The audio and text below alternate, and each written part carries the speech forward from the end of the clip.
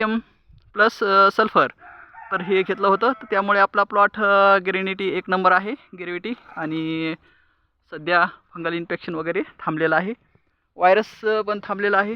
तर जी आता पावसामुळे जी ही पहा सडन व्हायला लागली, छोटे छोटे फळं जे सडतात, हे पाऊस म्हणजे थांबणं झालं आहे, पाऊस चालूच आहे.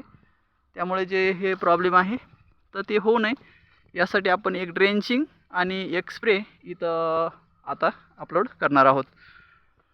तर मित्रांनो, काळजी घ्या आपल्या प्लॉटची, कारण वातावरण जर असं डॅमेज असेल तर प्रॉब्लेम येतो, हे लक्षात घ्या.